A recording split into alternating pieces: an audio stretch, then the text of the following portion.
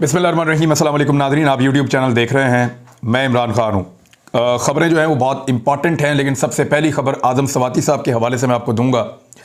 आज़म सवाती साहब का केस चल रहा था हाई कोर्ट बलूचिस्तान में। उनको गिरफ़्तार किया गया था और उनके ऊपर बहुत सारे मुकदमात दर्ज किए गए। बलूचिस्तान में 5 मुकदमात में पाकिस्तान तहरीक इंसाफ के लोगों ने इनकी ज़मानत करवाई थी और इस पर अभी एक ट्वीट कासम सूरी साहब का मौजूद है। सेनेटर आज़म सवाती पर बलूचिस्तान हाई कोर्ट से 5 FIRs ख़त्म करवाई, 2 और निकाल ली उन्होंने। इन्हें भी ख़त्म करवाने की कानूनी कार्रवाई कर रहे थे कि सिंध से पुलिस अपने खसूसी तैयारे में नामालूम मकाम पर अगवा करके ले गई है। क्या मजाक बनाया हुआ है आइन और कानून का। फिर कहते हैं कि लोग उनकी इज्जत करें। ये कहा जनाब कासम सूरी साहब ने। अब इसकी मजीद तफसीलात जो हैं वो फवाद चौधरी साहब दे रहे हैं। उन्होंने लिखा कि इस वक्त इंसानी हुकूक के हालात ये हैं कि बलूचिस्तान हाई कोर्ट आज़म सवाती पर मुकदमे खारिज करने का हुक्म देती है। वज़ीर आला सिंध का जहाज़ कोयटा पहुंचता है। आज़म सवाती को सिंध पुलिस के हवाले किया जाता है। उन्हीं मुकदमात में जो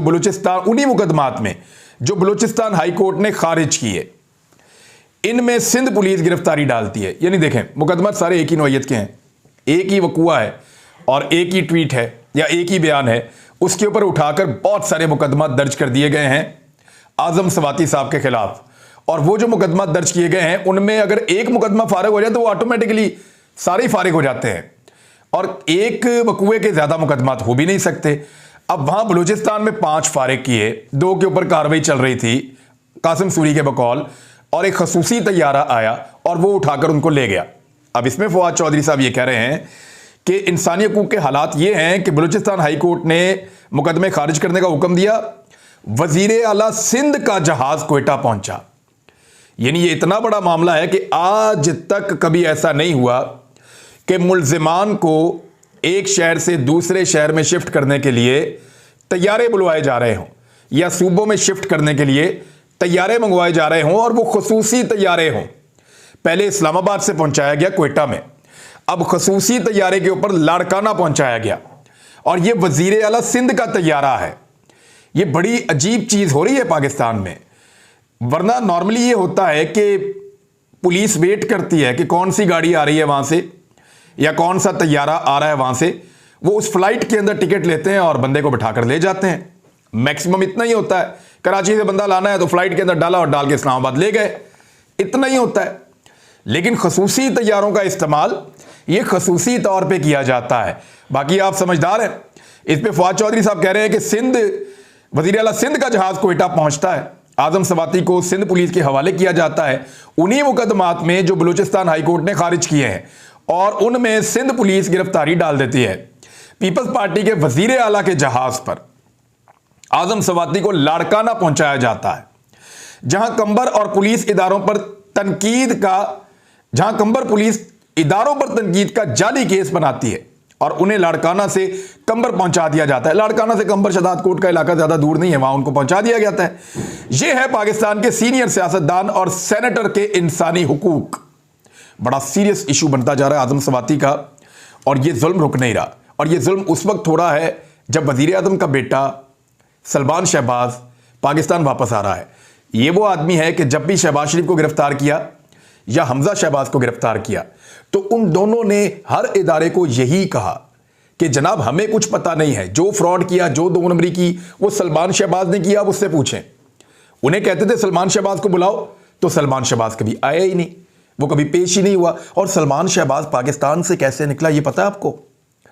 ये अबीर अब्बास साहब ने एक स्टोरी दी है और वो बड़े वसूख के साथ दे रहे हैं इस्लामाबाद से। और स्टोरी ये है कि जनरल कमर जावेद बाजवा साहब ने एक डिनर था, उस डिनर में यानी रात के खाने के ऊपर सब लोग इकट्ठे हुए। वहां जनरल कमर जावेद बाजवा साहब ने सलमान शहबाज के हाथ में वापसी पर एक टिकट थमाया और उनको कहा कि ये एयर टिकट है, आप पाकिस्तान से फौरन रवाना हो जाएं। अब जनरल कमर जावेद बाजवा ने एक मुल्जिम को पाकिस्तान से भगाया। यानी ये जो इंफॉर्मेशन है वो तो ये कह रही है कि उस वक्त का आर्मी चीफ एक खाने के बाद एक मुल्जिम को जो मनी लॉन्ड्रिंग करता है उसको एक टिकट देता है कि आप ये टिकट लीजिए और पाकिस्तान से आप बाहर चले जाइए। फिर उसके बाद 4 साल तक इस शख्स ने पाकिस्तान वापस आने का किसी किस्म का कोई फैसला नहीं किया। सोचा भी नहीं, बल्कि ये शख्स अब पाकिस्तान तब आ रहा है जब इसके लिए मुकम्मल डील तैयार कर दी गई है। और वो डील ये है कि इसको अदालतों से भी रिलीफ मिल रहा है, फिर जो नैब के कवानीन तब्दील किए गए वहां से भी रिलीफ मिलेगा। FIA पूरी तरह से राणा सनाउल्लाह साहब के और शहबाज शरीफ के कंट्रोल में है, तो वहां से भी रिलीफ मिलेगा। तो वो शख्स वापस आ रहा है। लेकिन ये बड़ा संगीन एलिगेशन है जो जनरल कमर जावेद बाजवा के ऊपर लगा है। और अगर ये चीजें ऐसे हुई हैं तो इसका मतलब आप समझते हैं क्या है? मतलब ये है कि पाकिस्तान के आर्मी चीफ को परवाह ही नहीं थी कि करप्शन के केसेस में जिन लोगों को सजा होनी चाहिए, जिनसे लूट का पैसा बरामद होना चाहिए, वो उनसे बरामद हो, बल्कि वो चाहते थे कि इन लोगों को पाकिस्तान से भगा दें और इनको कानून का सामना ना करना पड़े। ये बड़ा अनफॉर्चुनेट है। अगर ये सच है, इसके ऊपर जवाब देना चाहिए जनरल कमर जावेद बाजवा को, या कोई और भी अगर जवाब देना चाहे तो दे सकता है कि आर्मी चीफ से एक ऐसी चीज मंसूब की गई है। ये बड़ी हौलनाक चीज है। अब आ जाएं इस पे कि आगे क्या होने जा रहा है। आसिफ अली जरदारी साहब ने और दीगर लोगों ने नवाज शरीफ साहब के सामने यह प्रपोजल रखी थी कि इत्तेहादी जमातों की जानिब से परवेज इलाही को वजारत आला की पेशकश की जाए और मामलात को आगे बढ़ाया जाए, जिसका रास्ता निकल रहा है। तो फिर इमरान खान साहब असम्बलियां तहरील नहीं कर पाएंगे और फिर उनको इस्तीफे देने पड़ेंगे और उसको मैनेज किया जा सकता है। लिहाजा ये इस ऑप्शन पे गौर किया जाए। तो नवाज शरीफ साहब ने इस ऑप्शन पे इस तजवीज को मुस्तरद कर दिया है, क्योंकि देखिए पंजाब में इलेक्शन नवाज शरीफ साहब ने लड़ना है, उसकी अब PMLN तैयारी भी कर रही है।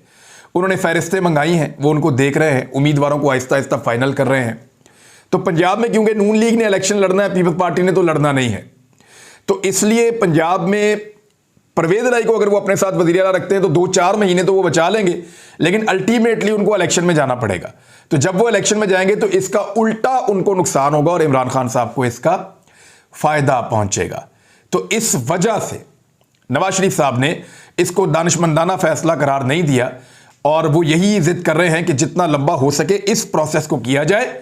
और परवेज इलाही को जो वज़ीर आला पंजाब बनाने की इत्तेहादी जमातों की जानिब से एक तजवीज़ आई है, वो नवाज शरीफ साहब ने फिलहाल, मैं फिलहाल का लफ्ज़ इस्तेमाल कर रहा हूं, अब तक के लिए मुस्तरद कर दी है। लेकिन सिचुएशन को देखते हुए मौलाना फजलुर रहमान साहब के बयानात बिल्कुल बदल गए हैं। इमरान खान साहब पे ये इल्ज़ाम लगाया गया था कि उन्होंने अमेरिका के खिलाफ पाकिस्तान से बातचीत की और उसकी वजह से अमेरिका और पाकिस्तान के ताल्लुकात खराब हुए हैं। लेकिन PDM के सरबराह मौलाना फजलुर रहमान साहब ने अपने जलसे में सरेआम अमेरिका मुर्दाबाद के नारे लगवा दिए हैं। इमरान खान साहब ने आज तक अमेरिका मुर्दाबाद का नारा नहीं लगाया। फजलुर रहमान साहब हमेशा उनको यहूद व नसारा करार देते रहे हैं और अब उन्होंने अमेरिका मुर्दाबाद के नारे अपने जलसे के अंदर लगवाए हैं। इमरान खान साहब हमेशा एक ही बात करते रहे हैं कि हम अमेरिका से दोस्ती करना चाहते हैं, ताल्लुकात बनाना चाहते हैं, ताल्लुकात को शानदार रखना चाहते हैं, लेकिन हम गुलामी नहीं करना चाहते, हम ताल्लुकात के अंदर अपने मफाद पे समझौता नहीं करना चाहते। लेकिन फजलुर रहमान साहब अब नारे लगवा रहे हैं अमेरिका मुर्दाबाद के, अपनी पॉलिटिक्स को बचाने के लिए, और साथ ही साथ उन्होंने इदारों के ऊपर भी इल्जामात लगाने का सिलसिला दोबारा शुरू कर दिया है। फजलुर रहमान साहब ने कहा कि जब चाहें अपनी हुकूमत बनाएं, धांधली करें और न्यूट्रल बन जाएं जब चाहें। यानी जब चाहें आप, ये एक्चुअली वो फौज को कह रहे हैं कि जब चाहें आप अपनी हुकूमत बना लें और धांधली करवा दें, और जब चाहें आप न्यूट्रल बन जाएं, ये फौज का इख्तियार है। ये मौलाना फजलुर रहमान साहब ने सवाल उठाया है। फौज के गैर जानिबदार रहने के फैसले पर तनकीद करते हुए कहा कि जब इससे पहले आप जानिबदार थे तो क्या यह आपका इख्तियार था कि जब चाहें मार्शल लॉ लगाएं, अपनी हुकूमत बनाएं और धांधली करें, और जब चाहें न्यूट्रल बन जाएं? अब फजलुर रहमान साहब ने यह बात क्यों की है, इस पे जरा आप गौर कीजिए। फजलुर रहमान साहब ये बात इसलिए कर रहे हैं कि अब उनको इस बात का खदशा है कि इलेक्शन हुआ तो इमरान खान साहब जीत जाएंगे, और अगर इमरान खान साहब जीत गए तो उसका इल्जाम किस पर डालना है? दो ही चीजों पर डाल सकते हैं ना, या तो ये इल्जाम डाल देंगे अवाम के ऊपर कि अवाम ने हमें वोट नहीं दिया, कितनी गंदी अवाम है, या तो ये कह सकते हैं फजलुर रहमान, ये वो कह नहीं सकते। तो या ये इल्जाम लगाएंगे इदारों के ऊपर कि फौज ने धांधली करवा दी, इदारों ने धांधली करवा दी, इलेक्शन कमीशन ने धांधली करवा दी। तो फजलुर रहमान साहब पहले से वो ग्राउंड बना रहे हैं कि इन केस अगर वो इलेक्शन हार जाते हैं खैबर पख्तूनख्वा में, तो ऐसी सूरत हाल में धांधली जो है वो उसका इल्जाम इदारों के ऊपर लगाया जाएगा, उसकी अब ग्राउंड बनाई जा रही है। साथ ही साथ फजलुर रहमान साहब अब आलमी इदारों के बारे में भी बोलना शुरू हो गए, जो इससे पहले ये कहते थे कि इमरान खान ने हमारे ताल्लुकात खराब किए हैं। अब PDM के सरबराह कह रहे हैं कि आलमी इदारे हमें इक्तसादी तौर पर कमजोर करना चाहते हैं। कोई मुल्क आइन और कानून के बगैर नहीं चल सकता। आइन और कानून की रोशनी में अदालतें इंसाफ के फैसले करती हैं, बलूचिस्तान हाई कोर्ट बार से वो ये खिताब कर रहे थे। लेकिन यहां एक और तस्वीर आई है और मैं आपके साथ शेयर करता हूं। ये जो एक प्रोग्राम किया है बलूचिस्तान में फजलुर रहमान साहब की पार्टी ने, JUIF ने, उसके अंदर अगर आप ये वीडियो देखें तो इसमें आपको नजर आ रहे हैं जमीन के ऊपर ये खैमे रखे हुए हैं। यानी जमीन पे कालीन बिछाने की बजाय जो खैमे आलमी इदारों ने, यानी UNHCR या UNHCR वालों ने जो, या अक़वाम मुत्तहिदा ने जो खैमे प्रोवाइड किए थे सैलाब मुतासरीन के लिए, उन खैमों को बजाय सैलाब मुतासरीन को देते। वो सर्दियों में ठिठरते रहे, वो खुले आसमान के नीचे पड़े रहे, वो बारिशों के अंदर ख्वार होते रहे, और ये खैमे संभाल कर रखे गए थे किस वक्त के लिए। अब ये खैमे, अक़वाम मुत्तहिदा के खैमे, उनको कारपेट की जगह बिछाकर ग्राउंड के अंदर ऊपर कुर्सियां रख के तो फजलुर रहमान साहब की पॉलिटिकल एक्टिविटी करवाई जा रही है JUIF की। ये है इन लोगों का दिल और ये है इन लोगों के अंदर इंसानियत कि इन खैमों के अंदर जो है वो हजारों लोग पनाह ले सकते थे। इसी तरह सिंध के अंदर जो सिंध के वटेरे हैं और जो ताकतवर लोग हैं या उनकी हुकूमत है, उन्होंने खैमे अवाम को नहीं दिए। जहां हमें नजर आते थे खैमे, जहां पे भी हमने ट्रेवल किया अब तक बलूचिस्तान में, सिंध में, पंजाब में, हमें ज्यादातर खैमे प्राइवेट NGOs के नजर आए हैं, प्राइवेट लोगों के नजर आए हैं।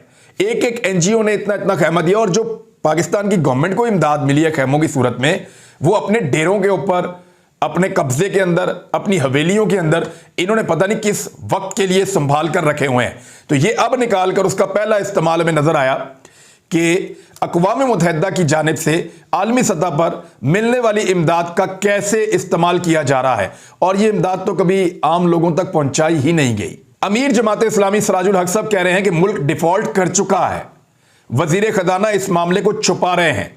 ये एक बड़ा उन्होंने सीरियस इशू उठाया है। लेकिन दूसरी जानिब जो आज का सबसे मजायका खेज और सबसे इंटरेस्टिंग जुमला है वो शहबाज शरीफ साहब की जानिब से आया है।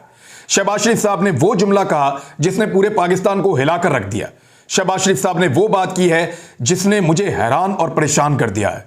शहबाज शरीफ साहब ने कहा कि हम पाकिस्तानी करप्शन की जंग में सुरखरू होंगे। वाह वाह वाह वाह। शहबाज शरीफ साहब का वो बेटा जिसने सबसे ज्यादा मनी लॉन्ड्रिंग की है वो पाकिस्तान वापस आ रहा है। करप्शन के इल्जामात इनके ऊपर आलमी सतह पे लगे हुए हैं, उनके अभी तक जवाब नहीं दिए।